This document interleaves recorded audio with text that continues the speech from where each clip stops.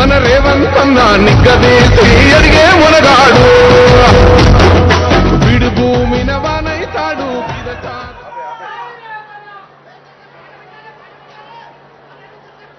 వనమహోత్సవ కార్యక్రమానికి అధ్యక్షత వహించిన మిత్రులు, రాజేంద్రనగర్ శాసనసభ్యులు ప్రకాష్ గౌడ్ గారు, ఈ కార్యక్రమంలో నాతో పాటు ముఖ్య అతిథులుగా పాల్గొంటున్న అటవీ పర్యావరణ శాఖ దేవాదాయ శాఖ మంత్రివర్యులు